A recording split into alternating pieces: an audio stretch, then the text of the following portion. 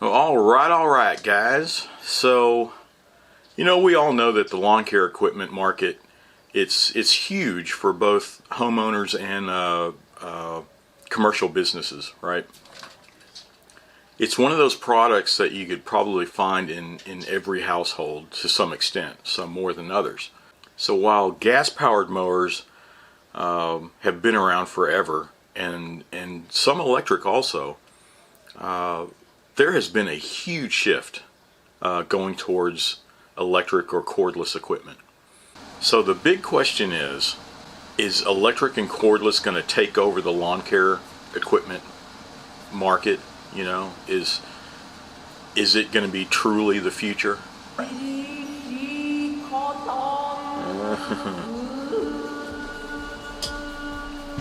Now, I haven't personally owned too much electric equipment other than cordless hand tools, right?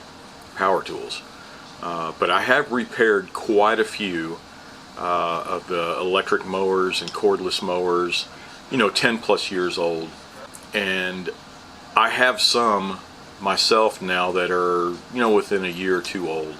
And there's some of the basic equipment. Some of them, it's an electric mower, electric cordless, that is, a cordless trimmer, and a cordless mini chainsaw. And that's about all that I use for now. But in the past, I was never really a huge fan of any kind of electric mower, because with corded stuff, you had to plug it in, you got to drag around an extension cable around with you around the yard, and it was kind of a pain in the butt, right? But with cordless stuff, although it was pretty handy at first, these batteries, they were still quite large, still quite heavy, and they were internal on the mower, right? So getting in there and changing out the batteries are kind of expensive, so by the time you add it up, people are just throwing away those mowers. They're not even replacing batteries, right? I've loved cordless stuff, all the power tools especially, from the start. I mean, it was great. I didn't care how many batteries I had to buy to replace. It was just way too handy just to pop that battery in, do your job, and then go charge the battery again.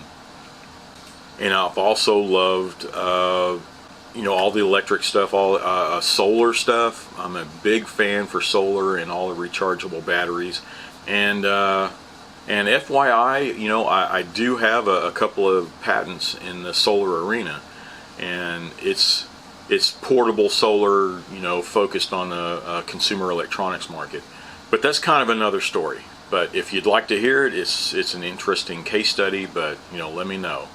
But anyway, the electronic lawn equipment market is definitely growing, right?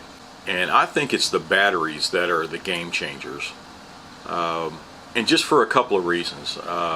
One, the battery technologies, which is all lithium now, so different types of lithium batteries, and they're much lighter weight, and they're lasting a lot longer, 4 to 6 years, I'm taking a guess. So I guess the second reason is the strategy from the manufacturers that are using that battery as their core technology across their entire product family. Meaning that you can use that same battery on your cordless drills, on your all your power tools, on your lawn equipment, blowers, edgers, lights, and even mowers, right? And I thought that's a pretty big deal, and it's probably a pretty good idea for the consumer too, to standardize on a battery, and instead of having all these different batteries and chargers, you have that one type of battery, and if you need a couple more batteries, fine, it's the same one. But I think that's the game changer.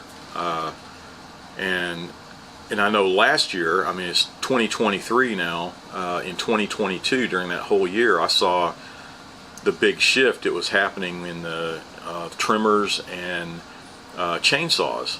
I was seeing the biggest change there. So for 2023, I think this is going to be the big year for the start of the Mower Wars. The Mower Wars of 2023 is upon us.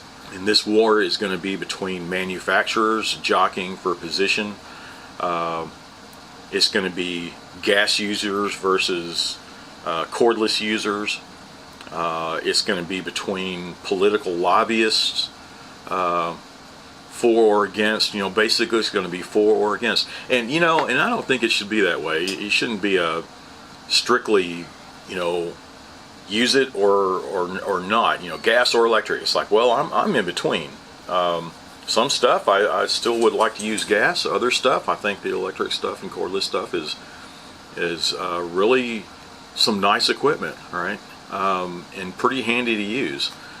But you can see that there is a ton of new models coming out of mowers, especially under numerous brands, and in stores. I mean, they are just stocking up on them.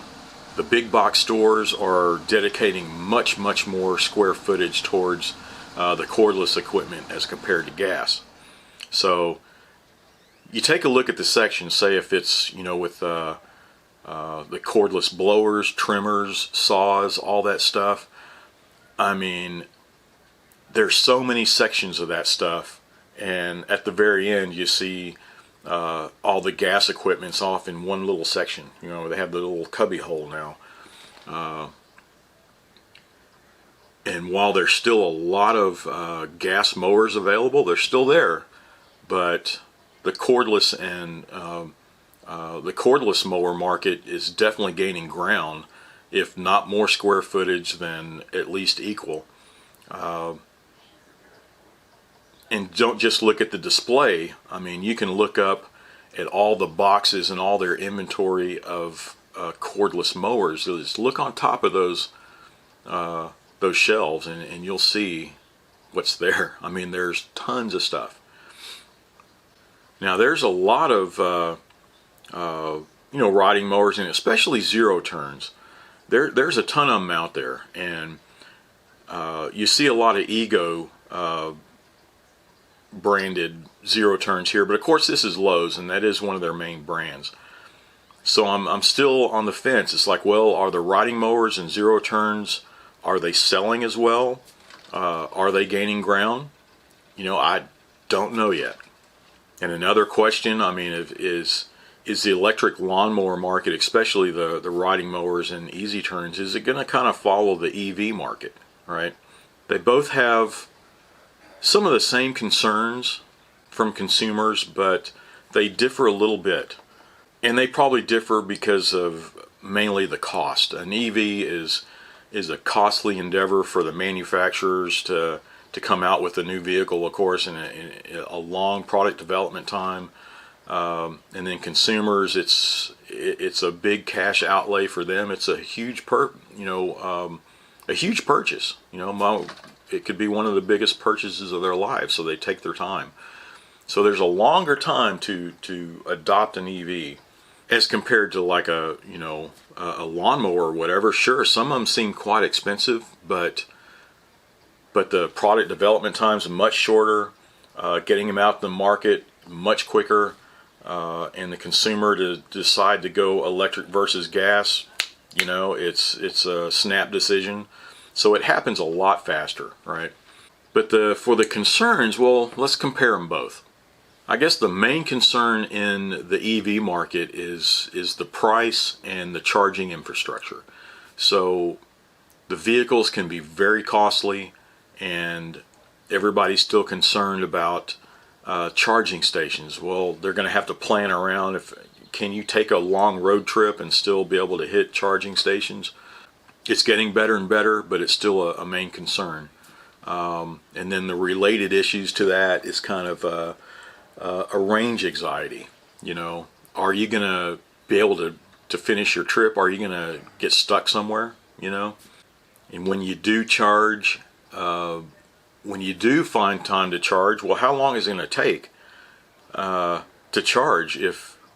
Sure, you can charge it at home, but what if you're out there somewhere? How long is it going to take to charge compared to just pulling up and filling a gas tank, right? And power outages. What about what happens if there's blackouts? or you just be out of luck to charge your vehicle.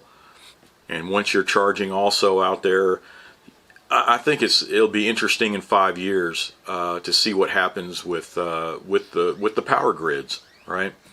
Is it going to be a concern 5 years from now when there's tons of EVs out? And because even right now, even in Texas, it's, you know, our latest ice storm, a lot of power outages, and then during the summers it gets, you know, wicked hot, and the grid is full, you know, from everybody running their AC. You have blackouts, you know. Is that going to be a concern in the future?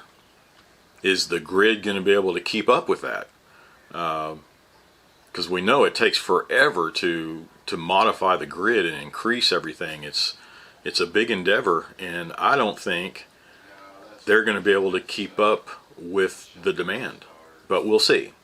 And it's a lot of the same concerns with batteries for your mower, say. And again, it's a range anxiety, but it's more like, well, how long can you work? Are you gonna? It's not in miles, but it's how long will those batteries last? Can you finish your job before they run out? And to make it happen, are you going to have a ton of extra batteries? How many batteries are you going to have to actually do your yard? Or especially on a commercial project, you're running them all day, right? Well, how many batteries you're going to have?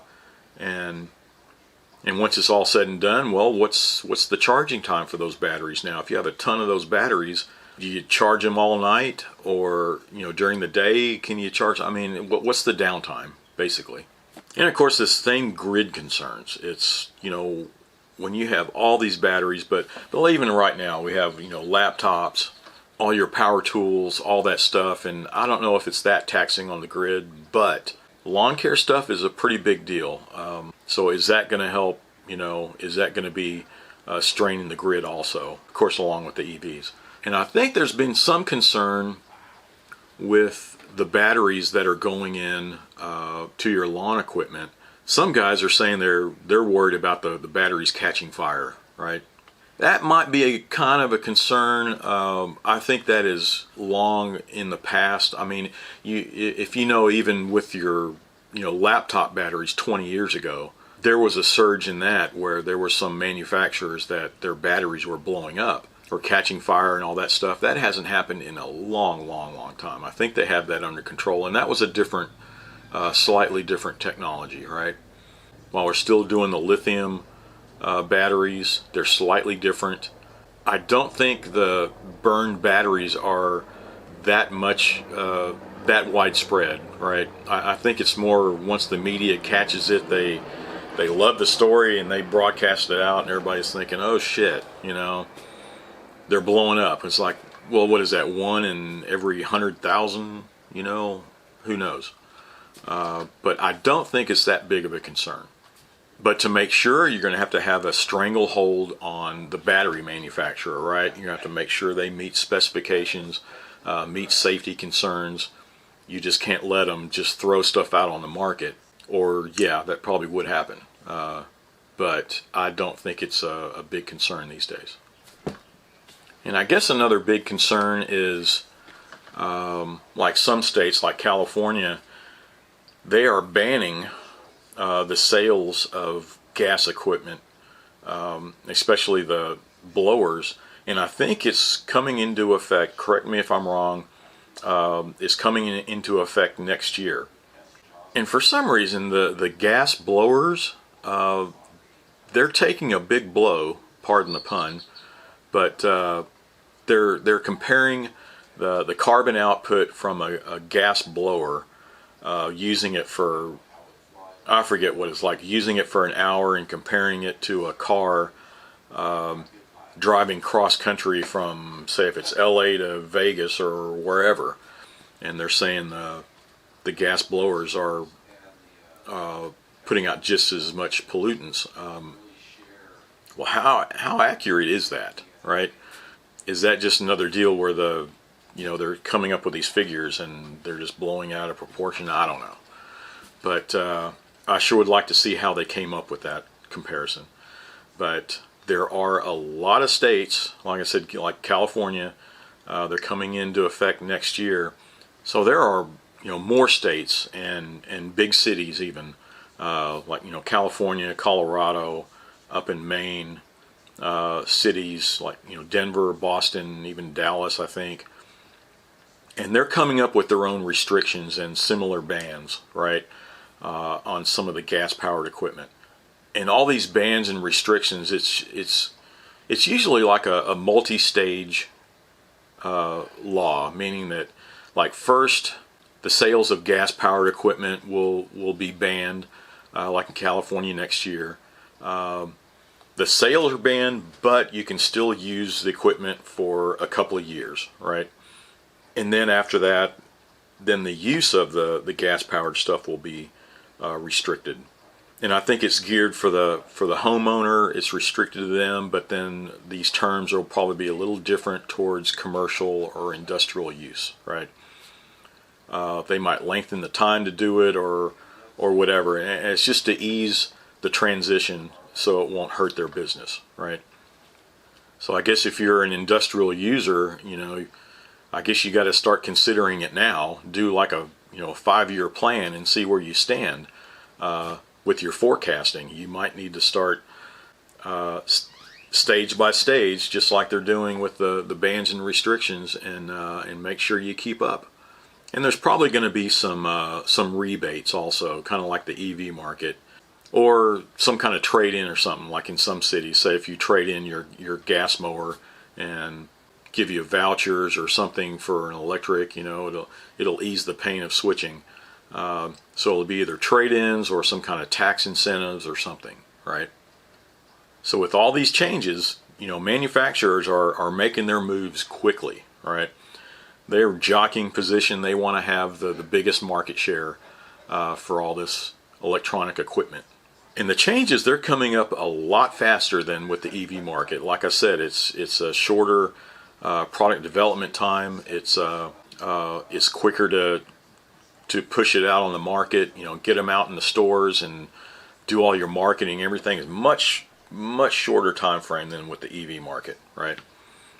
And you can see it in the stores. Like I said, there's just a ton of new equipment being announced by manufacturers. The catalyst for the shift are the batteries, right? Like Milwaukee tools and DeWalt tools, you look at that, they're known for their cordless power tools, but now they have their own lawn equipment also. Makita the same way. So I guess it's the big strategy for the consumers to keep their costs down is to standardize on the battery brand. So it's either, standardize on the DeWalt or Milwaukee, whatever. Standardize, and you have all their product family they can run off of those batteries. Or you can say, well, I like Milwaukee's tools, but I don't like their lawn equipment. I'd rather have Ego. So with your hand tools, you standardize on Milwaukee, and on your lawn equipment, you might want to standardize on Ego. But it's keeping it down to just 2 types of batteries, right? It's not going to have multiple chargers and batteries that you have to keep track of. So whichever you decide, the batteries today, they've made a huge improvement. They're smaller and they're lasting a lot longer than before. And I've seen a big change in the quality of the mowers. I remember, 10 plus years ago when the electric mowers, they were completely plastic, right? And now some of to keep costs down, you'll see some that still have the plastic deck. They're built a little better, I think, and it keeps them lightweight and everything. I have no problem with that. But some of the higher end models, they're still now with a metal deck, right? So yeah, I think this is history in the making. This is 2023, the start of the Mower Wars, and it'll be interesting to see what happens 5 years from now. Is there going to be a big winner? But hopefully within those 5 years we're going to see a lot of the prices drop drastically, and that's mainly because of the batteries. When you look at these, like a cordless mower, roughly half of the cost of that mower is for the batteries and chargers, you know. So if they can drop the prices of the batteries as technology keeps changing, then that would be fantastic. It would lower the price of the whole unit. And there's still quite a few questions, you know. It's like, will all this cordless and electric equipment, will it start to being more favored over gas, or is it going to be 50-50 still? Are the batteries going to last as long as they're advertising? Are these batteries really going to put stress on the grid? You know, who knows? We'll have to wait and see. And what happens with all the recycling? Look at all these batteries, not only from EVs, now it's in our, before it was mainly laptops and cordless tools, right?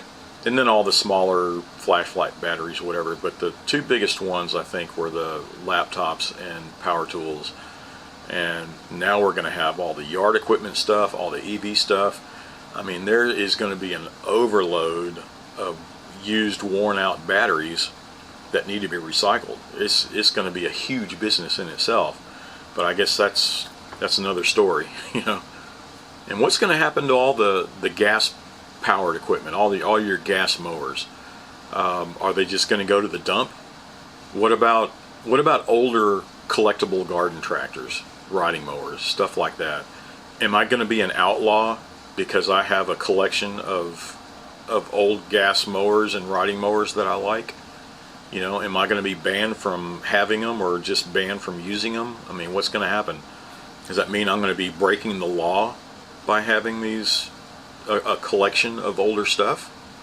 Well, I guess that is my view of the cordless lawnmower market and the start of the Mower Wars, right? Yeah, this will be interesting to see. So this is Randy, Small Engine Outlaw, signing off. And as always, thanks for watching. Be sure to subscribe and watch for my next video.